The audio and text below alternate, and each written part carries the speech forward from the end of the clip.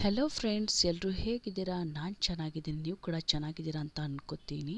So ನಾವು ಇವತ್ತು ಹೋಗ್ತಾ ಇದ್ದೀವಿ ತುಳಜಾಪುರ್ ಅಂಬಾ ಭವಾನಿಗೆ. ಇದು ಮಹಾರಾಷ್ಟ್ರದಲ್ಲಿದೆ. ಸೊ ಹಾಗೆ ಹೋಗುವಾಗ ಆನ್ ದ ವೇಲಿ ಸೋಲಾಪುರ್ಗೆ ಹೋಗಿದ್ವಿ. ಇಲ್ಲಿ ಸೋಲಾಪುರದಲ್ಲಿ ನಮ್ಮ ಅಜ್ಜಿಯವ್ರ ತಂಗಿಯವರು, ಇವ್ರ ಮನೆಗೆ ಹೋಗಿದ್ವಿ. ಇಲ್ಲೇನೋ ಫಂಕ್ಷನ್ ನಡೀತಾ ಇತ್ತು, ದೇವರ ಪೂಜೆಗಳು ಮಾಡ್ತಾಯಿದ್ರು. ಅದಕ್ಕೋಸ್ಕರ ಹೋಗುವಾಗ ಹಾಗೆ ಮಾತಾಡ್ಸ್ಕೊಂಡು ಹೋದ್ರಾಯ್ತು ಅಂತ. ಅವರು ಬದನೆಕಾಯಿ ಪಲ್ಯ ಹಾಗೆ ಸಾಂಬಾರು ಮಾಡ್ತಾಯಿದ್ರು, ಊಟ ಮಾಡ್ಕೊಂಡು ಹೋಗಿ ಅಂತ. ಇದು ತುಂಬ ಹಳೆ ಕಾಲದ್ದು ಮನೆ, ಹಾಗೆ ತುಂಬ ಚೆನ್ನಾಗಿದೆ. ಶೀಟ್ ಮನೇಲಿ ಹೆಂಗಿರ್ತಾರೋ ನನಗಂತೂ ಗೊತ್ತಿಲ್ಲ. ಬಟ್ ಇದು ಹಳೆ ಮನೆ. ಹೊಸ ಮನೆ ಆ ಕಡೆ ಇದೆ. ಇಲ್ಲಿ ಪೂಜೆ ಮಾಡ್ತಾ ಇದ್ದಾರೆ ಅಂತ ಇದೇ ಮನೇಲಿ ಇದ್ದರು. ನಾವು ಕೂಡ ಇದೇ ಮನೆಗೆ ಹೋಗಿದ್ವಿ. ತುಂಬ ಚೆನ್ನಾಗಿತ್ತು ಮನೆ. ಹಾಗೆ ಇಲ್ಲಿ ಮಕ್ಕಳು ನನ್ನ ಮಗನ ತಗೊಂಡು ಆಟ ಆಡಿಸ್ತಾ ಇದ್ದರು. ನಮ್ಮ ಮಾವಗಳು ಎಲ್ಲರೂ ಕೂಡ ಮಾತಾಡಿಸ್ತಾ ಇದ್ದರು. ಅವರಿಗೆ ಮರಾಠಿ ಬರುತ್ತೆ, ನಮಗೆ ಮರಾಠಿನೇ ಬರೋದಿಲ್ಲ. ನಾವು ನಮ್ಮಮ್ಮ ಹಿಂದಿಯಲ್ಲಿ ಮಾತಾಡ್ತಾಯಿದ್ರು. ನನಗಂತೂ ಹಿಂದಿ ಕೂಡ ಮರೆತು ಬಿಟ್ಟಿದ್ದೀನಿ ನಾನು. ಸೊ ಹೋಗುವಾಗ ಎಲ್ಲರೂ ನಮಗೆ ಕಳ್ಸಕ್ಕೆ ಬಂದಿದ್ದರು. ಊಟ ಎಲ್ಲ ಮಾಡ್ಕೊಂಡ್ಬಿಟ್ಟು ಹೋಗುವಾಗ ನಮ್ಮ ಅಜ್ಜಿಯವ್ರ ತಂಗಿಯವರು. ಸೊ ನಮ್ಮ ಅಮ್ಮರದು ತುಂಬ ದೊಡ್ಡ ಕುಟುಂಬ, ತುಂಬ ಜನ ಅಕ್ಕ ತಂಗಿಯರು ಹಾಗೆ ನಮ್ಮ ಅಜ್ಜಿಗಳು ತುಂಬ ಜನ ಇದ್ದಾರೆ. ಹಾಗೆ ಅವರಿಗೆಲ್ಲ ಮಾತಾಡ್ಸ್ಕೊಂಡು ಬಿಟ್ಟು ನಾವು ಹೋಗ್ತಾ ಇದ್ದೀವಿ ತುಳಜಾಪುರ್ಗೆ. ಅದೇ ಟೈಮಲ್ಲಿ ಮಳೆ ಬರ್ತಾ ಇತ್ತು. ಹಾಗೆ ಅಲ್ಲಿ ಹೇಳಿದ್ರು ತುಳಜಾಪುರದಲ್ಲಿ ತುಂಬ 101 ಜೋಡಿಗಳ ಮದುವೆ ನಡೀತಾ ಇದೆ ಅಂತ, ತುಂಬ ರಶ್ ಇರುತ್ತೆ, ಇವತ್ತೊಂದು ದಿನ ಇಲ್ಲೇ ಇರಿ ಅಂತ ಹೇಳಿದ್ರು. ಬಟ್ ನಾವು ಮತ್ತೆ ವಾಪಸ್ ಬರಬೇಕಾಗಿತ್ತು. ಕೆಲಸದ ಮೇಲೆ ನಾವು ಹೋಗಿದ್ವಿ. ಹಾಗೆ ಅಮ್ಮನವ್ರ ದರ್ಶನ ಪಡಿಬೇಕು ಅಂತ ಹೋಗಿದ್ವಿ. ತುಂಬ ದೂರ ಇತ್ತು.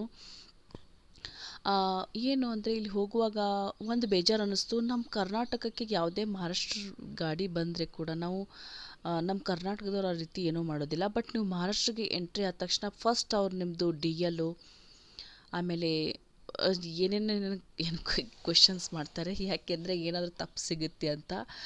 ಸೊ ನಾನು ರಿಕ್ವೆಸ್ಟ್ ಮಾಡ್ಕೋತೀನಿ, ನೀವು ಕೂಡ ಮಹಾರಾಷ್ಟ್ರದ ಯಾವುದೇ ಗಾಡಿ ಬಂದರೂ ಕೂಡ ದಯವಿಟ್ಟು ನೀವು ಕೂಡ ಚೆಕ್ ಮಾಡಿ. ಯಾಕೆಂದರೆ ನಾವು ಹೋಗುವಾಗ ಮಿನಿಮಮ್ 8 ಸಲ ನಮ್ಮ ಗಾಡಿನ ಹಿಡಿದಿದ್ದಾರೆ.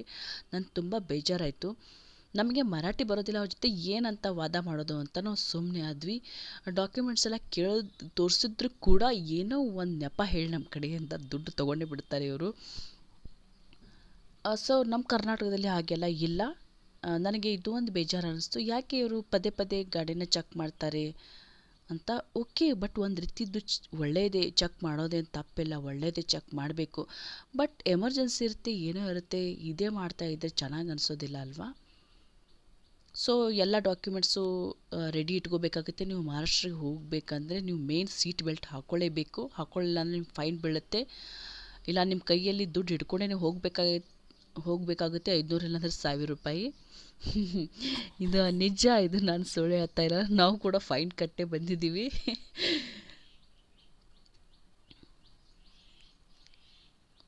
ಸೊ ಹೋಗ್ತಾ ಇರುವಾಗ ಮಳೆ ಬರ್ತಾ ಇತ್ತು. ಹಾಗೆ ಬೆಟ್ಟ ಹತ್ತಬೇಕಾಗಿತ್ತು. ಸುಮಾರು 3 ಕಿಲೋಮೀಟ್ರ್ ಅಷ್ಟೇ ಬೆಟ್ಟ. ತುಂಬ ಚೆನ್ನಾಗಿತ್ತು. ಕೆಲವೊಬ್ಬರು ನಡೀತಾ ಇದ್ದರು, ಹಾಗೆ ಹೋಗ್ತಾ ಇದ್ದರು. ಭಾಷೆಗಳ ಸ್ವಲ್ಪ ತೊಂದರೆಗಳಿಂದ ನಮಗೆ ಮಾತಾಡೋದು ಒಂದು ಸ್ವಲ್ಪ ಕಷ್ಟ ಆಗೋಯಿತು. ಅವ್ರು ಏನೇ ಮಾತಾಡಲಿ ನಾವಂತೂ ಕನ್ನಡದಲ್ಲೇ ಮಾತಾಡ್ತಾ ಇದ್ವಿ, ಯಾಕೆಂದರೆ ನಮಗೆ ಅವ್ರ ಭಾಷೆ ಬರೋದಿಲ್ಲ.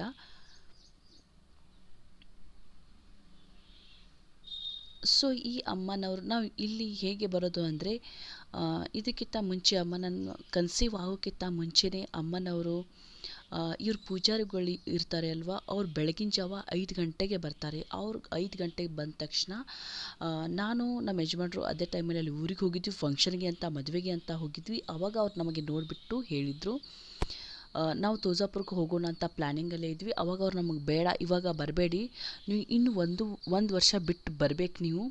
ಅದು ನೀವು ಇಬ್ಬರೇ ಬರೋ ಹಾಗಿಲ್ಲ, ನಿಮ್ಮ ಜೊತೆ ಒಂದು ಮಗುನ ತೊಗೊಂಡು ಬರಬೇಕು. ಹಾಗೆ ನಿಮಗೆ ಗಂಡಸ ಮಗನೇ ಆಗುತ್ತೆ ಅಂತ ಹೇಳಿದ್ರು. ಹೆಸರು ಕೂಡ ಅವರು ಈ ಹೆಸರು ಇಡಬೇಕಂತಲೇ ಹೇಳಿದ್ರು. ಸ್ವಲ್ಪ ಅಂದರೆ ಇದೇ ಅಕ್ಷರದಲ್ಲಿ, ಎ ಅಕ್ಷರದಲ್ಲಿ ನಾವು ಬೇರೆ ಹೆಸರಿಟ್ಟಿದ್ದೀವಿ. ಸೊ ಹಾಗೆ ಹೋಗ್ತಾ ಇರುವಾಗ ತುಂಬ ನೆನಪಾಯಿತು. ನಾನು ತುಂಬ ಚಿಕ್ಕವಳಿದ್ದಾಗ ಹೋಗಿದ್ದೆ ದೇವಸ್ಥಾನಕ್ಕೆ, ಯಾವುದೂ ಕೂಡ ನನಗೆ ನೆನಪಿರಲ್ಲ. ಹೋಗುವಾಗ ಅಮ್ಮನವರಿಗೆ ಸೀರೆ, ಹೂವು, ಬಳೆ, ಅಕ್ಷತೆ ಹಾಗೆ ಎಣ್ಣೆ ಇದೆಲ್ಲ ತೊಗೊಂಡು ಹೋದರೆ ಅಮ್ಮನವರು ತುಂಬ ಸಂತೋಷ ಪಡ್ತಾರೆ ಅಂತ ನಮ್ಮ ಅನಿಸಿಕೆ. ಅದ್ರಗೋಸ್ಕರ ನಾವು ತೊಗೊಂಡಿದ್ವಿ. ತುಂಬ ಚೆನ್ನಾಗಿರೋಂಥ ತೊಗೊಂಡಿದ್ವಿ. ಏನು ಬೇಜಾರಂದರೆ ಚಿಕ್ಕ ದೇವಸ್ಥಾನಗಳಿಗೆಲ್ಲ ಅಮ್ಮನ ಕಣ್ಣು ಮುಂದೆನೇ ಹಾಕ್ತಾರೆ, ಬಟ್ ದೊಡ್ಡ ದೇವಸ್ಥಾನದಲ್ಲಿ ದೂರಿಂದನೇ ಮುಟ್ಟಿಸ್ಬಿಡ್ತಾರೆ. ನನಗೆ ಅದೊಂದು ಬೇಜಾರು. ಪರವಾಗಿಲ್ಲ, ಲೇಟ್ ಆದರೂ ಪರವಾಗಿಲ್ಲ, ಬಟ್ ನಾವು ಹಾಕಿರುವಂಥದ್ದು ಒಂದಿನ ಅದರ ಸೀರೆ ಹಾಕಬೇಕು ಅಂತ ನನ್ನ ಆಸೆ. ಸೊ ನಾವು ಬರಿಗಾಲಿನಲ್ಲೇ ಸುಮಾರು 1 ಕಿಲೋಮೀಟರ್ ನಡೀತಾ ಹೋಗ್ತಾ ಇದ್ವಿ. ಯಾಕೆಂದರೆ ಹೋಗುವಾಗ ದಾರಿಯಲ್ಲಿ ಬರೀ ಬಳೆ ಒಡೆದಿರೋದು, ಬಳೆ ಗ್ಲಾಸು ಇದೇ ಇದ್ದು ಕಾಲಿಗೆ ಚುಸ್ತಾ ಇತ್ತು. ತುಂಬ ಕಷ್ಟ ಇತ್ತು. ಅದರಲ್ಲಿ ನನಗೆ ಫಸ್ಟ್ ಚುಚ್ಚಿರೋದು. ಸೊ ದೂರಿಂದ ದೇವಸ್ಥಾನ ಇಷ್ಟು ಚೆನ್ನಾಗಿ ಕಾಣಿಸ್ತಾ ಇತ್ತು. ಅದೇ ಟೈಮಲ್ಲಿ ಮಳೆ ಬರ್ತಾಯಿತ್ತು. ರಾತ್ರಿ ಟೈಮಲ್ಲೆಲ್ಲ ಇದು ಲೈಟ್ಸಿಂಗ್ ತುಂಬ ಚೆನ್ನಾಗಿ ಕಾಣಿಸುತ್ತೆ. ನೀವು ಬೇಕಿದ್ದರೆ ಬೇರೆ ಚಾನಲಲ್ಲಿ ನೋಡ್ಬೋದು. ಸೊ ಹೀಗೆ ಹೋಗ್ತಾ ಇದ್ವಿ. ಇದು ದರ್ಬಾರದ ಬಾಗಿಲು ಅಂತಾರೆ, ತಲೆ ಬಾಗಿಲು ಅನ್ಕೋತೀನಿ. ಸೊ ಎಲ್ಲ ಚೆಕ್ಕಿಂಗ್ ಮಾಡ್ತಾರೆ. ಹಾಗೆ ದರ್ಶನ ಮಾಡ್ಕೊಂಡ್ಬಿಟ್ಟು ನೀವು ಎಲ್ಲಿ ದೇವಸ್ಥಾನಕ್ಕೆ ಹೋದ್ರೂ ಈ ರೀತಿ ಆಮೆ ಇದ್ದೇ ಇರುತ್ತೆ. ಯಾಕೆ ಅಂತ ನಿಮ್ಗೆ ಏನಾದರೂ ಗೊತ್ತಾ? ಲಕ್ಷ್ಮೀ ವಾಹನ ಆಮೆ ಹಾಗೆ ಹೋಗಲಿ ಬಿಡಿ, ಅದು ಯಾಕೆ ಮತ್ತು ನಾನೇ ಕನ್ಫ್ಯೂಸ್ ಆಗಿಬಿಡ್ತೀನಿ. ಸೊ ಅರ್ಧ ಗಂಟೆಯಲ್ಲಿ ದರ್ಶನ ಆಗುತ್ತೆ ಅಂತ ನಾವು ದುಡ್ಡು ಕೊಟ್ಟು ನಾವು ಫಾಸ್ಟ್ ವೇದಲ್ಲಿ ಹೋದ್ವಿ. ಬಟ್ ಅಷ್ಟಾದರೂ ನಾವು ನಡೀಲೇಬೇಕಾಯಿತು. ನಾನು ತುಂಬ ಬೇಜಾರಿತ್ತು. ದುಡ್ಡು ಕೊಟ್ಟರು ವೇಸ್ಟ್ ಅಂದ್ಕೊಂಡೆ. ನಾನು ಸುಮ್ಮನೆ ಕ್ಯೂವಲ್ಲಿ ಹೋಗಬೇಕಾಗಿತ್ತು, ಚೆನ್ನಾಗಿರ್ತಿತ್ತು. ಯಾಕೆ ನಾವು ಬೇಗ ಹೋಗಬೇಕು ಅಂತ ದುಡ್ಡು ಕೊಟ್ಟು ಹೋಗ್ತಾಯಿದ್ವಿ. ಎಲ್ಲೋದ್ರೂ ಮೆಟ್ಟಿಲು ಇಳಿಲೇಬೇಕಾಯಿತು. ದೇವಸ್ಥಾನ ತುಂಬ ದೊಡ್ಡದಾಗಿದೆ. ಇನ್ನೊಂದು ಕೆಲವೊಂದು ಭಾಗಗಳು ನೋಡಲೇ ಇಲ್ಲ ನಾವು. ಅಮ್ಮನವರು ರಾತ್ರಿಯೆಲ್ಲ ಪಗಡಿ ಆಡ್ತಾರೆ ಅಂತ ಈ ಕಡೆ ಇದೆ. ರಾತ್ರಿಯೆಲ್ಲ ಪಗಡಿ ಆಡ್ತಾರೆ. ಹಾಗೆ ರಾತ್ರಿ ಸಮಯದಲ್ಲಿ ಅಮ್ಮನವರಿಗೆ ಎಲ್ಲ ಹೊಸ ವಸ್ತ್ರ, ಹೊಸ ಸೋಲಹ ಶೃಂಗಾರಗಳು ಇರಬೇಕು ಅಂತ ಪ್ರತಿದಿನ ಕೂಡ ಅದು ಇಡ್ತಾರಂತೆ. ಅದು ಒಂದು ಅವರು ದರ್ಬಾರದಲ್ಲಿ.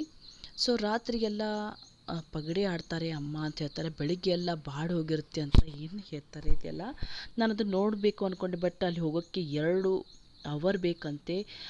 ಸೊ ಅದ್ರಗೋಸ್ಕರ ಹೋಗಲಿಲ್ಲ. ಯಾಕೆ ನಮ್ಗೆ ತುಂಬ ಲೇಟ್ ಆಗುತ್ತೆ. ಒಂದಿನ ರಜೆ ಮಾಡ್ಕೊಂಡೇ ಬರಬೇಕಾಗಿತ್ತು ನಾವು. ಹಾಗೆ ಇಲ್ಲಿ ತುಂಬ ಮದುವೆಗಳು ನಡೆದಿದ್ವು. ಇವತ್ತು 101 ಮದುವೆಗಳು ಆಗಿದ್ವು. ಅದರಲ್ಲಿ ಈ ನವ ದಂಪತಿಗಳು ಇಲ್ಲಿ ಹೋಗ್ತಾಯಿದ್ರು. ನೋಡಿ, ಈ ಕಡೆ ಎಲ್ಲ ತಲೆ ಮೇಲೆ ಯಾವ ರೀತಿ ಕ್ಯಾಪ್ ಹಾಕಿದ್ದಾರೆ, ಅದ್ರ ಮೇಲೆ ಡಿಸೈನ್ ಬಂದಿದೆ. ಬಟ್ ನಮ್ಮ ಕರ್ನಾಟಕದಲ್ಲಿ ಈ ಥರ ಡಿಸೈನ್ ಬರೋದಿಲ್ಲ. ಪ್ಲೇನಾಗಿ ಟೊಪ್ಪಿಗೆ ಇರುತ್ತೆ ನೋಡಿ. ಮತ್ತೆ ಹತ್ತಿದ್ದು ಮತ್ತೆ ಇಲ್ಲಿ ಇಳಿಬೇಕಾಯಿತು. ಎಷ್ಟು 3 ಸಲ ಹತ್ತೋದು ಇಳಿಯೋದು ಆಗೋಯಿತು. ಇಳಿಯೋಕ್ಕೇನು ಚೆನ್ನಾಗಿ ಅನಿಸುತ್ತೆ, ಬಟ್ ಹತ್ತೋಕ್ಕೆ ಸ್ವಲ್ಪ ಕಷ್ಟ ಆಗುತ್ತೆ. ಸೊ ಯಾರಾದರೂ ನಿಮ್ಮ ಮೇಲೆ ದುಷ್ಟಶಕ್ತಿನ ಪ್ರಯೋಗ ಮಾಡ್ತಾಯಿದ್ರೆ, ಹಾಗೆ ನಿಮ್ಮನ್ನು ಬೆಳೆಸೋಕ್ಕೆ, ಹಿಂದೆ ಜಗ್ಗೋಕ್ಕೆ ಪ್ರಯತ್ನ ಮಾಡ್ತಾಯಿದ್ರೆ, ನಾಶ ಮಾಡೋಕ್ಕೆ ಪ್ರಯತ್ನ ಮಾಡ್ತಾಯಿದ್ದಾರೆ.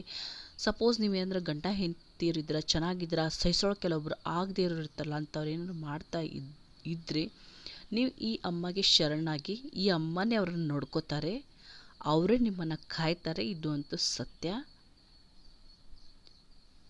ನಿಮ್ಮ ಚೆನ್ನಾಗಿರೋ ಸಂಸಾರನ ಹಾಳು ಮಾಡಿಬಿಟ್ಟು ಅವ್ರು ಚೆನ್ನಾಗಿರಬೇಕು ಅಂತ ಅನ್ಕೋತಾರಲ್ವ, ಅಂಥವ್ರಿಗೆ ಈ ಅಮ್ಮನೇ ನಡ್ಕೋತಾರೆ. ಸೊ ನಮ್ಮ ಕುಲದೇವರು ಈ ಅಮ್ಮ ನಮಗೆ ಯಾವತ್ತೂ ಕಾಯ್ದಿದ್ದಾರೆ, ಮುಂದೆನೂ ಕಾಯ್ತಾರೆ.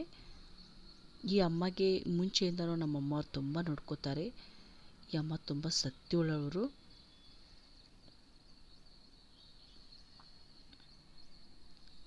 ಸೊ ಅಮ್ಮನ ಆಶೀರ್ವಾದ ತಗೊಂಡು ಹಣೆಗೆ ಅಮ್ಮನ ಪಾದಗಳಿಂದ ಕುಂಕುಮನ ಹಚ್ಚಿಕೊಂಡು ಬಿಟ್ಟು ನಮಸ್ಕಾರ ಮಾಡಿಬಿಟ್ಟು ಬಂದ್ವಿ. ಹಾಗೆ ನಮ್ಮ ಯಜಮಾನ್ರು ಅಲ್ಲೇ ಇದ್ದರು. ಸೊ ಅವರು ಮತ್ತೆ ದೂರಿಂದನೇ ನಮಸ್ಕಾರ ಮಾಡಿಬಿಡ್ತಾರೆ. ಯಾಕೆ ಅಂತ ಗೊತ್ತಿಲ್ಲ. ದೇವ್ರ ಹತ್ರ ಹೋಗಿರ್ತೀವಿ ಅಂದರೆ ದೇವ್ರ ಹತ್ರ ಹೋಗಿ ದರ್ಶನ ಪಡ್ಕೋದೇ ಇಲ್ಲ ಇವರು, ದೂರಿಂದನೇ ಎಲ್ಲನೂ. ಸೊ ಮತ್ತೆ ದೂರಿಂದ ಹೋಗಿ ನಮಸ್ಕಾರ ಮಾಡಿಬಿಟ್ಟು ಬಾ ಅಂದ ತಕ್ಷಣ ಮಾಡ್ಕೊಂಡು ಬಂದರು. ಹಾಗೆಯೇ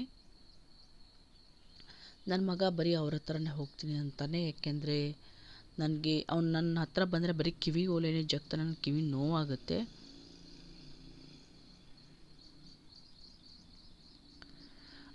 ಏನೇ ಅನ್ನಿ ನನಗಂತೂ ನಮ್ಮ ಕರ್ನಾಟಕನೇ ಇಷ್ಟ.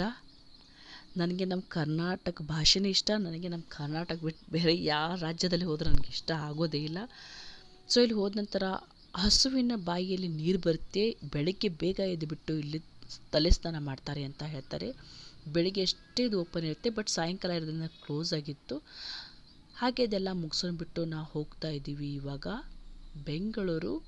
ಹಾಗೆ ಹೋಗ್ತಾ ಇರುವಾಗ ಇಲ್ಲಿ ದಾರಿಯಲ್ಲಿ ಒಬ್ಬರು ಅಂದರೆ ನಮ್ಮ ರಿಲೇಷನ್ನಲ್ಲಿ ಒಬ್ಬರು ಸಾರಿಯನ್ನು ಮಾಡ್ತಾರೆ. ಮಡಿ ಮೈಲ್ಗೆ ಅಂತ ನಾವು ಯೂಸ್ ಮಾಡೋದಿಲ್ಲ, ಬೇರೆ ಬೇರೆಯವರು ಮುಟ್ಟಿರೋದೆಲ್ಲ ನಾವು ಸಾರಿಗಳನ್ನು ಹಾಕೋದಿಲ್ಲ. ಅದ್ರಗೋಸ್ಕರ ನಾವು ಯಾವುದೇ ಪೂಜೆಗೆ ತೊಗೋಬೇಕಂದ್ರೆ ನಾವು ಇವ್ರ ಹತ್ರನೇ ಸೀರೆಗಳು ಪರ್ಚೇಸ್ ಮಾಡೋದು. ಇಲ್ಕಲ್ ಸೀರೆ ಹಾಗೆ ರೇಷ್ಮೆ ಪ್ಯೂರ್ ಸೀರೆಗಳು ಇವರಲ್ಲಿ ಹೋಲ್ಸೇಲ್ ರೇಟ್ದಲ್ಲಿ ಸಿಗ್ತವೆ. ಇದೆಲ್ಲ ಟ್ರೆಂಡಿಂಗ್ ಸೀರೆಗಳು. ಇದರಲ್ಲಿ ನಾನು ತಗೋಬೇಕಂತ ತುಂಬ ಡಿಸೈನ್ಗಳು ನೋಡಿದೆ. ನನಗೆ ಒಂದು 2-3 ಇಷ್ಟ ಆಯಿತು. ಸೊ ನನಗೆ ಯೆಲ್ಲೋ ಕಲರ್ ಸೀರೆ ಬೇಕಾಗಿತ್ತು. ಹಸಿರು ಕೂಡ ನನಗೆ ತುಂಬ ಇಷ್ಟ ಆಯಿತು. ಬಟ್ ನನಗೆ ಇಷ್ಟ ಆಗಿರೋದು ನಮ್ಮ ಮನೆಯವ್ರಿಗೆ ಇಷ್ಟ ಆಗ್ತಾಯಿಲ್ಲ, ನಮ್ಮ ಮನೆಯವ್ರಿಗೆ ಇಷ್ಟ ಆಗಿದೆ, ನನಗೆ ಇಷ್ಟ ಆಗ್ತಾಯಿಲ್ಲ. ಹೇಗೋ ಮಾಡಿಬಿಟ್ಟು ಬೇರೆ ಬೇರೆ ಡಿಸೈನ್ ಎಲ್ಲ ನಮ್ಮ ಮಾಮಗಳು ತೋರಿಸಿದ್ರು. ಬಟ್ ನನಗೆ ಅದು ಯಾವುದೂ ಇಷ್ಟ ಆಗಲ್ಲ. ಇವ್ರ ಬಿಸ್ನೆಸ್ ಯಾಕೆ ಮಾಡೋದಂದರೆ ನಮ್ಮ ರಿಲೇಷನ್ಲಿ ಪ್ರತಿಯೊಬ್ಬರಿಗೆ ಹೆಲ್ಪ್ ಆಗುತ್ತೆ. ನಾವು ಬೇರೆ ಯಾರ ಹತ್ರನೂ ಕೂಡ ಸೀರೆಗಳು ಪರ್ಚೇಸ್ ಮಾಡೋದಿಲ್ಲ. ಸೊ ಇವಾಗ ಪೂಜೆಗೆಲ್ಲ ಕುತ್ಕೋಬೇಕಂದ್ರೆ ನಾವು ಹಸೆ ಮಣಿ ಏರಬೇಕಂದ್ರೆ ನಮಗೆ ಬೇರೆದವ್ರು ಮುಟ್ಟಿರೋದೆಲ್ಲ ಸೀರೆ ನಾವು ಯೂಸ್ ಮಾಡೋದಿಲ್ಲ. ನಮ್ಮ ರಿಲೇಷನ್ಲಿ ಅವರು ಸ್ನಾನ ಮಾಡಿಬಿಟ್ಟು ತಲೆ ಸ್ನಾನ ಮಾಡಿಬಿಟ್ಟು ಶುದ್ಧ ಆಗಿಬಿಟ್ಟೇ ಈ ಸೀರೆ ನೇಯೋದು. ಇವ್ರ ಹತ್ರ ಸೀರೆ ನೇಯೋದು ಕೂಡ ಮಷಿನ್ ಇದೆ. ವೆರೈಟಿ ಸೀರೆ, ವೆರೈಟಿ ಬ್ಲೌಸ್, ಡ್ರೆಸ್ ಪೀಸಸ್ ಎಲ್ಲ ಕೂಡ ಇತ್ತು. ನಿಮ್ಗೆ ಏನಾದರೂ ಬೇಕಾಗಿದ್ದರೆ ಖಂಡಿತ ನಾನು ನಂಬರ್ ಮೆನ್ಷನ್ ಮಾಡ್ತೀನಿ, ತಗೊಳ್ಳಿ. ತುಂಬ ಚೆನ್ನಾಗಿರುತ್ತೆ, ತಗೊಳ್ಳಿ ಅಂತ ನಾನು ಹೇಳ್ತೀನಿ. ನಾನು ಕೂಡ ತೊಗೊಂಡಿದ್ದೀನಿ. ನನ್ನ ಹತ್ರ ಇರೋ ಸೀರೆಗಳೆಲ್ಲ ಇವ್ರ ಹತ್ರ ತೊಗೊಂಡಿರೋದು. ಒಂದು ಸಲ ನನ್ನ ಸೀರೆನ ಹಾಕೊಂಡ್ಬಿಟ್ಟು ತೋರಿಸ್ತೀವಿ. ಸೊ ಇದು ನ್ಯೂವಲ್ಲಿ ಕಾಟನ್ ಸೀರೆ ಅಂತೆ. ಇದು ಎಲಿಫೆಂಟ್ ಹಾಗೆ ಟೆಂಪಲ್ ಆರತಿ ಬಾರ್ಡರ್ ಬಂದಿರೋದು. ತುಂಬ ಚೆನ್ನಾಗಿತ್ತು ಸಾರಿ. ಬಟ್ ನಾನು ಸಾರಿ ಹಾಕೋದೇ ಇಲ್ಲ. ಸೊ ಇದೆಲ್ಲ ತೊಗೊಂಡಿರೋದು ನಾನು ಅಲಮಾರಿಯಲ್ಲಿ ಇಡೋದು. ನಾನು ಸಾರಿ ಯೂಸ್ ಮಾಡೋದಿಲ್ಲ, ಜಾಸ್ತಿ ನಾನು ಹಾಕೊಳ್ಳೋದು ಡ್ರೆಸ್ಸು. ನನಗಿದು ಇಲ್ಕಲ್ ಸೀರೆ ತುಂಬ ಇಷ್ಟ ಆಯಿತು. ಬಟ್ ಮುಂದೆ ಅಜ್ಜಿ ಆದ ನಂತರ ಸೀರೆ ಖಂಡಿತ ನಾನು ಹಾಕೋತೀನಿ. ಇವಾಗ ಚಿಕ್ಕವಳಿದ್ದೀನಿ ಅಂತ ಬೇಡ ಅಂತ ಬಿಟ್ಟಿದ್ದೀನಿ. ಸೊ ಹಾಗೆ ನಾವು ಹೋಗ್ತಾ ಇದ್ದೀವಿ. ಇವಾಗ ನೇಯೋದು ಮಷಿನ್. ಸೊ ಇದು ಸೀರೆ ಎಲ್ಲ ರೆಡಿ ಮಾಡುತ್ತೆ. ಇದು ಸೌಂಡ್ ತುಂಬ ಜೋರಾಗಿರುತ್ತೆ. ಅದೆಲ್ಲ ಹೇಗೆ ಅಡ್ಜಸ್ಟ್ ಮಾಡ್ಕೋತಾರೆ ನನಗಂತೂ ಗೊತ್ತಿಲ್ಲ. ನೋಡಿ, ಇದು ಬ್ಲ್ಯಾಕ್ ಆ್ಯಂಡ್ ವೈಟು ಆ್ಯಂಡ್ ಇದ್ರ ಬಾರ್ಡ್ರು. ಇದಕ್ಕೆ ದಾರ ಹಾಕಿಬಿಟ್ಟು ಮಷಿನ್ ಸ್ಟಾರ್ಟ್ ಮಾಡಿಬಿಟ್ರೆ ಇದು 3 to 4 ಅವರ್ವರೆಗೂ ಆರಾಮಾಗಿ ಒಂದು ಸೀರೆ ರೆಡಿ ಆಗುತ್ತೆ. ಸೊ ನಾನು ಇದ್ರ ಸೌಂಡ್ ಯಾವತ್ತೂ ಕೇಳಿಲ್ಲ ಆ್ಯಂಡ್ ಯಾವತ್ತೂ ನೋಡಿರಲಿಲ್ಲ. ಅದಕ್ಕೆ ನಾನು ರಿಕ್ವೆಸ್ಟ್ ಮಾಡಿದೆ, ಒಂದು ಸಲ ಹಾಕಿ ತೋರಿಸಿ ಅಂತ. ಅವ್ರು ನನಗೆ ಹಾಕಿ ತೋರಿಸಿದ್ರು. ಹೆಂಗಪ್ಪ ಇವ್ರು ಇರ್ತಾರೆ ಅಂತ. ನೋಡಿ ಎಷ್ಟು ಸೌಂಡ್ ಬರ್ತೀನಿ, ನೀವೇ ನೋಡಿ.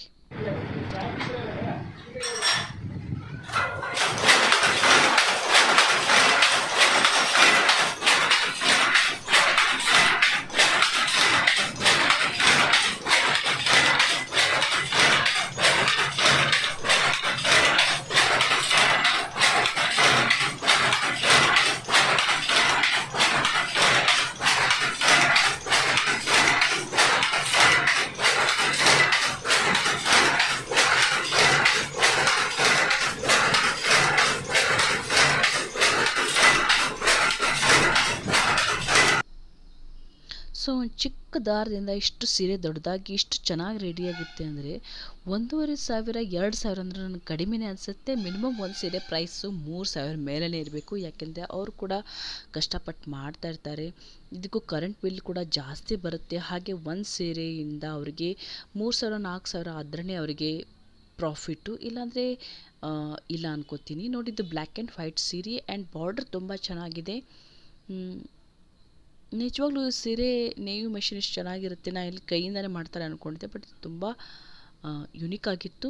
ಹಾಗೆ ಇವರು ಇಲ್ಲಿ ಪ್ಯೂರ್ ರೇಷ್ಮೆ ಸೀರೆನ ನೇಯ್ತಾ ಇದ್ರು. ನೋಡಿದ್ದು ರೇಷ್ಮೆ ಸೀರೆ ನನಗೆ ಕಲರ್ ತುಂಬ ಇಷ್ಟ ಆಯಿತು. ನಾನಿದು ಆರ್ಡರ್ ಕೊಟ್ಟಿದ್ದೀನಿ, ನನಗಿದು ಬೇಕು ಅಂತ. ನನಗೆ ಕಲರ್ ತುಂಬ ಇಷ್ಟ.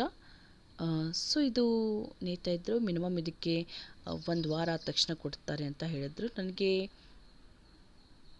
ಸಾರಿ ಶಾಕ್ ಅಷ್ಟೊಂದಿಲ್ಲ ನನಗೆ. ಬಟ್ ಆದರೂ ಇರಲಿ ಅಂತ ಇಟ್ಕೊಂಡಿರ್ತೀನಿ. ನನಗೆ ತುಂಬ ಇರಬೇಕು ಸೀರೆಗಳು ಅಂತ. ಸೊ ನೋಡಿ, ಈ ರೀತಿ ಮಷಿನ್ ಇರುತ್ತೆ. ಇದು ತುಂಬ ಜೋರಾಗಿ ಸೌಂಡ್ ಆಗುತ್ತೆ. ಅದು ಹೇಗೆ ಅವರೆಲ್ಲ ಅಡ್ಜಸ್ಟ್ ಮಾಡ್ಕೋತಾರೆ ನನಗಂತೂ ಗೊತ್ತಿಲ್ಲ. ಬಟ್ ಮನೇಲಿ ಕೂತ್ಕೊಂಡಿದ್ದು ಆರಾಮಾಗಿ ಅವ್ರಿಗೆ ಕೆಲಸ ಮಾಡ್ಕೋತಾರೆ. ಹಾಗೆ ಅವರಿಗೆ ಬಿಸ್ನೆಸ್ ಕೂಡ ಆಗುತ್ತೆ, ಮನೆ ಕೂಡ ನಡೆಸ್ಕೊಂಡು ಹೋಗ್ತಾರೆ. ಸೊ ನಮ್ಮ ಅಕ್ಕ ಇವರು ಹಾಗೆ ಸೀರೆಗಳು ಲಾಸ್ಟ್ ಫೈನಲಿ ಗೊಂಡಾಳೇನು ಬರುತ್ತೆ ಅಲ್ವಾ, ಅದು ಇದು ಮಾಡ್ತಾಯಿದ್ರು. ಇದು ಕೈಯಿಂದಲೇ ಮಾಡುತ್ತಾರೆ ಅನಿಸುತ್ತೆ.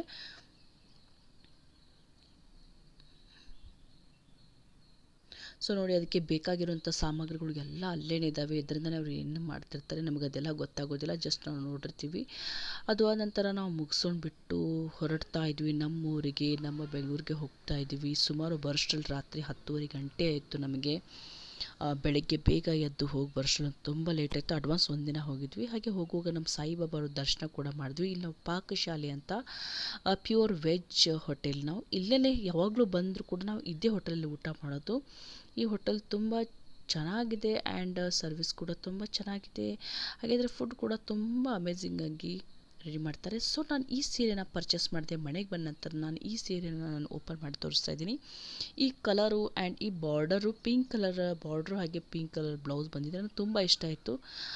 ಪ್ಲೀಸ್ ನಾನು ನಂಬರ್ ಮೆನ್ಷನ್ ಮಾಡಿರ್ತೀನಿ. ಪ್ಲೀಸ್ ನನ್ನ ಚಾನಲ್ಗೆ ಸಬ್ಸ್ಕ್ರೈಬ್ ಮಾಡಿ, ಲೈಕ್ ಮಾಡಿ, ಶೇರ್ ಮಾಡಿ, ಕಮೆಂಟ್ ಮಾಡೋದನ್ನು ಮಾಡಿಬಿಡಿ.